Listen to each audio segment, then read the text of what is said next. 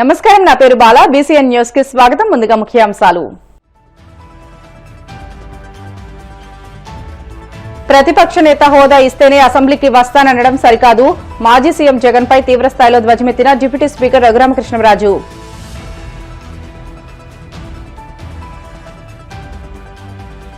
కాంబోట్లపాలెం గ్రామంలో 1.80 కోట్లతో చేపట్టనున్న సీసీ రహదారి నిర్మాణ పనులకు శంకుస్థాపన చేసిన మంత్రి నిమ్మల ఏడాదిన్నర పాలనలో 3 కోట్లు వెచ్చించామని వ్యాఖ్య.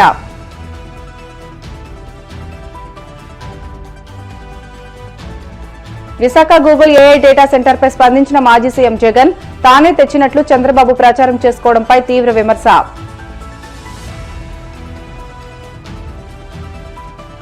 వైసీపీ హయాంలో ఒక్క ప్రభుత్వ వైద్య కళాశాలనైనా పూర్తి స్థాయిలో నిర్మించారా? జగన్మోహన్ రెడ్డిని ప్రశ్నించిన గుంటూరు తూర్పు టీడీపీ ఎమ్మెల్యే నజీర్ అహ్మద్. మాజీ సీఎం జగన్ తనకు భయపడి అసెంబ్లీకి రావడం లేదని తాను అనుకోవడం లేదని శాసనసభ డిప్యూటీ స్పీకర్ రఘురామకృష్ణరాజు అన్నారు. ప్రతిపక్ష నేత హోదా ఇస్తేనే అసెంబ్లీకి వస్తాననే వాదన సమంజసం కాదని, ఆయన ఇంట్లో కూర్చుని మాట్లాడితే కుదరదని అన్నారు. విశాఖ నగరం సీతమ్మధారలోని బీజేపీ కార్యాలయంలో గురువారం నిర్వహించిన ముఖ్యమంత్రి సహాయనిధి చెక్కుల పంపిణీ కార్యక్రమంలో రఘురామ పాల్గొన్నారు. అనంతరం ఆయన మీడియాతో మాట్లాడుతూ జగన్ కు ప్రతిపక్ష నేత హోదా వచ్చేది లేనిది వచ్చే ఎన్నికల తర్వాతే తేలుతుందని అన్నారు. అయితే జగన్ ప్రస్తుతం ప్రధాన ప్రతిపక్షానికి నాయకుడిగా కూడా సభకు రావచ్చని, వస్తేనే సమాధానం లభిస్తుందని అన్నారు. ఇంట్లో కూర్చుని మాట్లాడితే దానికి సమాధానం చెప్పాలా అని ప్రశ్నించారు. లోక్సభలో ఆయనకు వచ్చేది. సో అలాగా ఖచ్చితంగా జగన్మోహన్ రెడ్డి గారు ఏమైతే ఎక్స్ప్రెస్ చేయాలనుకుంటున్నారో అది నిజమైన అబద్ధమైన ఎక్స్ప్రెస్ చేసే అవకాశం నార్మల్గా ప్రతి పార్టీకి వస్తుంది. ఆయన ఒకసారి కూడా అసెంబ్లీకి రాకుండా మరి ఆ రకంగా మాట్లాడటం మరి మానేస్తే బాగుంటుంది అనేది మా అభిప్రాయం. ఏమండి, అది నిన్న నేను చెప్పవలసింది చెప్పా. సో ఇంకా దాని గురించి మాట్లాడటం అనవసరం. అవును, ఫిర్యాదులు పంపారు కదా, ఫిర్యాదులు పంపారు, ఫిర్యాదుల మీద విచారణ జరుగుతుంది. ఏముంది, అది ఎంతమంది ఇంత పెద్ద ఆంధ్ర రాష్ట్రంలో ఉన్న ఎంతమంది ఉంటారు? ఒక 200 మంది ఉంటారు డిఎస్పీలు ఉంటారు కదా. 200 మంది డిఎస్పీల్లో ఒక డిఎస్పీ గారి మీద ఒక ఆరోపణ వచ్చింది, దాని మీద విచారణ జరుగుతుంది. దాని గురించి విశాఖపట్నంలో ఏ ఊరు పడితే ఆ ఊర్లో అంత డిస్కషన్ జరగవలసిన. నేను సపోర్ట్ చేయటం కాదు అక్కడ. నేను నా పరిధిలో పనిచేస్తున్న వ్యక్తి, ఆయన సరిగ్గా పనిచేస్తున్నారు అనేది నాకున్న సమాచారం మేరకు. ఇప్పుడు ఈయన దగ్గర పనిచేస్తున్న ఒక ఆఫీసర్ ఉన్నారు, విష్ణుకుమార్ రాజు గారు, అంటే ఈ పరిధిలో ఒక పోలీస్ ఆఫీసర్ ఉన్నారు. ఆ పోలీస్ ఆఫీసర్ గారి గురించి ఆ పనితీరు మీద బాగోలేదనుకోండి, కంప్లైంట్స్ విష్ణుకుమార్ రాజు గారికి తెలుస్తాయి. అలాగా నా పరిధిలో నేను రోజు కనీసం ఒక 500-600 మందిని కలుస్తా, వారానికి 5 రోజులు అక్కడ ఉంటున్నా. నాకెవరూ కంప్లైంట్ ఇవ్వలేదు. సో పనితీరు బాగానే ఉందనే నేను అనుకుంటున్నాను. ఎందుకంటే డెకాయిటీల్లో వీటిల్లో పట్టుకున్నప్పుడు బెస్ట్ క్రైమ్ కంట్రోల్ అని ఒక అవార్డు కూడా పోలీస్ శాఖే కొద్ది నెలల క్రితం ఆ డివిజన్కి ఇచ్చింది. సో వాటిని బేస్ చేసుకుని నేను నాకు వచ్చిన ఇన్ఫర్మేషన్ ప్రకారం ట్రాక్ రికార్డు బాగుంది అని చెప్పా. అన్నీ నాకు తెలియచ్చు, తెలియకపోవచ్చు. ఎంక్వైరీ చేయమన్నారు, ఎంక్వైరీ చేస్తున్నారు. రేపు ఎంక్వైరీలో లేదు, చాలా తప్పులు చేశారు అనుకోండి, పోలీస్ డిపార్ట్మెంట్ తీసుకుంటుంది. బట్ నేను నా దగ్గర పనిచేస్తున్న నా ఏరియాలో పనిచేస్తున్న ఒక అధికారి మీద నాకు తెలిసి ఎటువంటి కంప్లైంట్లు రానప్పుడు, నాకు తెలిసి మంచి అధికారి అనే పేరు ఉందని నాకు అనిపించినప్పుడు, నా మనసులో భావాన్ని నేను తెలియజేయకపోతే అది నా దౌర్బల్యం అవుతుంది. సో కాబట్టి నాకు తెలిసినంత వరకు అతను మంచి అధికారే అని నాకు తెలిసింది నేను చెప్పాను. పెద్దలు పవన్ కళ్యాణ్ గారు ఆయనకి ఎవరో కంప్లైంట్ ఇస్తే దాన్ని ఎంక్వైరీ చేయండి అని చెప్పి ఆయన చెప్పారు. ఆయన చేసింది 100కి 100 రూపాయలు ఒక ప్రజాప్రతినిధిగా ఒక బాధ్యత గల మంత్రిగా ఆయన చేసింది 100% కరెక్ట్. నా ఏరియాలో పనిచేస్తున్న వ్యక్తి అతని గురించి నాకు తెలిసింది నేను చెప్పటం అనేది అది నా బాధ్యత. I may be wrong tomorrow, or the information what Pawan Kalyan గారు got might be wrong, might be right or might be wrong. నేను చెప్పింది might be right or might be wrong, వాళ్ళ విచారణలో తెలుస్తుంది. దానికి ఇంత భారీగా ఏదో deputy CM versus deputy speaker అని ఏదో డిప్యూటీ కామన్గా ఉందని, ఆయన పోస్ట్ చాలా పెద్దది. నేను డిప్యూటీ అని ఉన్నంత మాత్రాన ఆయన డిప్యూటీ చీఫ్ మినిస్టర్ హోదాలో ఉన్నారు, కూటమిలో ఒక ప్రముఖ నాయకుడు, ఒక పార్టీ అధినేత. సో కొంతమంది నేనేదో కాంట్రడిక్టింగ్గా మాట్లాడారు అనుకుంటున్నారు. లేదు, పవన్ కళ్యాణ్ గారు మాట్లాడిన దాన్ని నేను పూర్తిగా సమర్థించా. నాకు తెలిసిన ఇన్ఫర్మేషన్ కూడా నేను చెప్పడం జరిగింది, అంతే. తెలుగుదేశం పార్టీకి అండగా ఉన్న కాంబొట్లపాలెం గ్రామ ప్రజల రుణం తీర్చుకునేలా గ్రామ అభివృద్ది విషయంలో అధిక ప్రాధాన్యతనిస్తూ ఏడాదిన్నర ఎన్డీఏ ప్రభుత్వ పాలనలో 3 కోట్లు వెచ్చించామని రాష్ట జలవనరుల శాఖ మంత్రి నిమ్మల రామానాయుడు అన్నారు. పశ్చిమ గోదావరి జిల్లా కాంబొట్లపాలెం గ్రామంలో 1.80 కోట్లతో చేపట్టనున్న సీసీ రహదారి నిర్మాణ పనులకు ఆయన శంకుస్థాపన చేశారు. ఈ సందర్భంగా మంత్రి రామానాయుడు మాట్లాడుతూ మొదటి నుంచి గ్రామంలో 90% బీసీలు టీడీపీకి వెన్నుదన్నుగా నిలిచారని అన్నారు. రహదారులు, తాగునీటి సరఫరా పనులు చేపట్టామని తెలియజేశారు.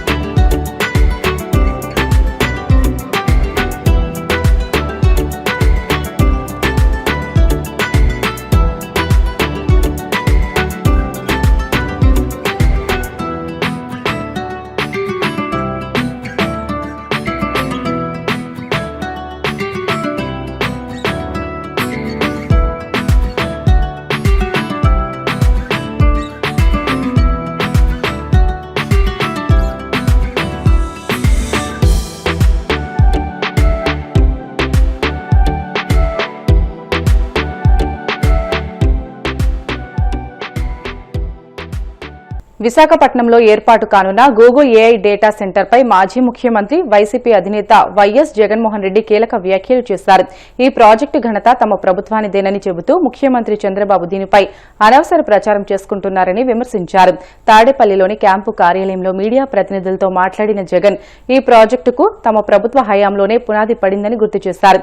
రాబోయేది ఏఐ యుగమని, ఇలాంటి సమయంలో రాష్ట్రానికి డేటా సెంటర్లు రావడం ఎంతో మంచి పరిణామమని జగన్ అభిప్రాయపడ్డారు. డేటా సెంటర్ వల్ల పర్యావరణానికి ముప్పు వాటిల్లుతుందంటూ వస్తున్న విమర్శలను ఆయన తోసిపుచ్చారు. ఈ సందర్భంగా ముఖ్యమంత్రి చంద్రబాబుపై జగన్ విమర్శలు గుప్పించారు. ఈ ప్రాజెక్టును తానే తెచ్చినట్లు చంద్రబాబు చెప్పుకోవడం సరికాదని, ఈ ప్రాజెక్టులో కీలక పాత్ర పోషిస్తున్న అదానీ గ్రూపునకు ఆయన కనీసం కృతజ్ఞతలు కూడా చెప్పలేదని ఆరోపించారు. ఏకంగా నకిలీ మద్యం చిన్నపాటి ఫ్యాక్టరీలే కనిపిస్తూ ఉన్నాయి రాష్ట్ర వ్యాప్తంగా. నకిలీ మద్యం అంటే ఇల్లిసిట్ అండ్ స్పూరియస్ లిక్కర్ ఏదైతే తయారు చేస్తూ ఉన్నారో వారి మద్యాన్ని వారి లిక్కర్ షాపుల ద్వారా, అంటే వారి మాఫియా లిక్కర్ షాపుల ద్వారా, ఈరోజు గవర్నమెంట్లో ఈరోజు షాపులు నడుపుతూ ఉండేటివి అందరూ కూడా ఏ రకంగా వాళ్ళకు షాపులు వచ్చాయి, ఏ రకంగా తెలుగుదేశం కార్యకర్తలు, తెలుగుదేశం ఎమ్మెల్యేలు, తెలుగుదేశం మనుషులు ఏ రకంగా షాపులన్నీ కూడా నడుపుతూ ఉన్నారు, వాళ్ళకి ఏ రకంగా షాపులు వచ్చాయి, ఏ రకమైన మాఫియా అని చెప్పి మన అందరికీ తెలిసిన విషయమే ఏ రకంగా ప్రైవేట్ మాఫియా నడుస్తూ ఉందో. సో వాళ్ళ షాపుల ద్వారానే మద్యాన్ని కూడా వాళ్ళే తయారు చేస్తున్నారు, వాళ్ళ షాపుల ద్వారా వాళ్ళే మద్యాన్ని కూడా అమ్ముతూ ఉన్నారు. వాళ్ళ బెల్ట్ షాపుల ద్వారా గ్రామాలలో ఏకంగా ఆక్షన్ వేసి బెల్ట్ షాపులు స్థాపింపచేసి వాటికి పోలీస్ ప్రొటెక్షన్ ఇచ్చి, ఆ పోలీస్ ప్రొటెక్షన్ ఆధ్వర్యంలో గ్రామాలలో మద్యాన్ని అమ్మడం ఏదైతే శ్రీకారం చుట్టారో ఈ మాఫియా, ఆ బెల్ట్ షాపుల ద్వారా కూడా అమ్ముతా ఉన్నారు. మీ హయాంలో ఒక్క ప్రభుత్వ వైద్య కళాశాలనైనా పూర్తి స్థాయిలో నిర్మించారని వైసీపీ అధినేత జగన్ ను గుంటూరు తూర్పు టీడీపీ ఎమ్మెల్యే నజీర్ అహ్మద్ ప్రశ్నించారు. మంగళగిరిలోని టీడీపీ కేంద్ర కార్యాలయంలో ఆయన మీడియాతో మాట్లాడారు. వైద్య కళాశాల నిర్మాణానికి కేంద్రం ఇచ్చిన నిధులను ఖర్చు చేయకుండా వైసీపీ సర్కార్ నిర్లక్ష్యం చేసిందని అన్నారు. కూటమి ప్రభుత్వం వీటిని పూర్తి చేయాలని చూస్తుంటే వైసీపీ నేతలు అనవసర విమర్శలు చేస్తున్నారని ధ్వజమెత్తారు. పీపీపీ విధానంలో ప్రభుత్వమే కళాశాలలు, ఆసుపత్రులు నిర్వహిస్తుందని, ప్రైవేట్ రంగం కేవలం మౌలిక సదుపాయాల అభివృద్ధికి మాత్రమే సహకరిస్తుందని ఆయన పేర్కొన్నారు.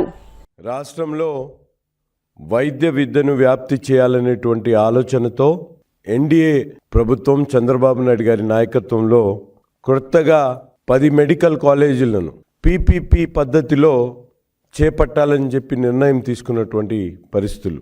ముఖ్యంగా మనందరికి కూడా తెలుసు, పీపీపీ మోడ్లో అనేక కార్యక్రమాలు, దేశవ్యాప్తంగా అభివృద్ధి కార్యక్రమాలు ఏ విధంగా జరుగుతున్నాయో రాష్ట్ర ప్రజలందరికీ కూడా తెలిసినటువంటి వాస్తవం. ఈరోజు వైద్య విద్య అనేది మరింత విస్తృతంగా ప్రతి ఒక్కరికి కూడా అందాలనేటువంటి ఒక సంకల్పంతో పెండింగ్లో ఉన్నటువంటి 10 మెడికల్ కాలేజీలను పీపీపీ పద్ధతిలో చేపట్టాలనేటువంటి ఆలోచన చేసి దాదాపు రాబోయేటువంటి 2-3 సంవత్సరాల్లోనే 1750 మెడికల్ సీట్లను అందుబాటులో తీసుకొని వచ్చేటువంటి కార్యక్రమాన్ని ఈరోజు ఎన్డీఏ ప్రభుత్వం చేపట్టినటువంటి పరిస్థితులు. అందులో ముఖ్యంగా 220 సీట్లు మనకి రాబోయేటువంటి 2 సంవత్సరాల్లో పెరిగి 110 సీట్లు కన్వీనర్ కోటాలో మెరిట్ స్టూడెంట్స్కి అందించేటువంటి పరిస్థితులు ఉన్నాయి. ఎస్సీ, ఎస్టీ, బీసీ, మైనారిటీలకు సంబంధించినటువంటి వైద్య విద్య కావాలనుకునేటువంటి వాళ్ళందరికీ కూడా వాళ్ళ రిజర్వేషన్ పద్ధతిలోనే అందించేటువంటి ప్రక్రియతో ఈ పీపీపీ మోడ్ను ఆహ్వానించడం జరిగింది. ఈరోజు పీపీపీ విధానంలో వైద్య కళాశాలలు ఏర్పాటు చేయడంతో ముఖ్యంగా ప్రభుత్వమే దీంట్లో కళాశాల కానీ ఆసుపత్రులు కానీ నడిపించేటువంటి విధానంతో పాటు కేవలం వాటి మెయింటెనెన్స్ను, అలాగే దాన్ని కావాల్సినటువంటి మౌలిక వసతులను అభివృద్ధి చేసేటువంటి కార్యక్రమాన్ని ప్రైవేట్కి అప్పచెప్పేటువంటి పరిస్థితులు ఉన్నాయి. కానీ మనందరికి కూడా తెలుసు, విధ్వంసానికి మారుపేరుగా ఉన్నటువంటి వైసీపీ పార్టీ జగన్మోహన్ రెడ్డి గారి నాయకత్వంలో ఈరోజు ఏ విధంగా దుష్ప్రచారం చేస్తూ ఉన్నారో మీ అందరం కూడా చూస్తూ ఉన్నాం. ప్రైవేట్ సంస్థలకు శాశ్వతంగా భూమి ఇస్తారని చెప్పి అబద్ధాలు మాట్లాడుతున్నటువంటి పరిస్థితులు ఉన్నాయి. ఈరోజు జియోఎంఎస్ నెంబర్ 590లో క్లియర్గా మెన్షన్ చేయడం జరిగింది. ఇది కేవలం లీజు పద్ధతిలోనే వారికి భూములు అప్పచెప్పి 33 సంవత్సరాలు దాన్ని అభివృద్ధి చేసేటువంటి కార్యక్రమం. తిరిగి ప్రతి ఒక్క ఆస్తి కూడా ప్రభుత్వానికి అప్పచెప్పాల్సినటువంటి పరిస్థితుల్లోనే ఈరోజు పీపీపీ మోడ్లో ఈ కాలేజీలను ఏర్పాటు చేయడం జరుగుతూ ఉంది. గత 5 సంవత్సరాల పరిపాలనలో జగన్మోహన్ రెడ్డి గారు చేపట్టినటువంటి ఏ కాలేజీని కూడా పూర్తిగా నిర్మించినటువంటి పరిస్థితులు ఉన్నాయి. బ్రిటన్లో షార్ట్ బ్రేక్ తీసుకుందాం. Stay with us.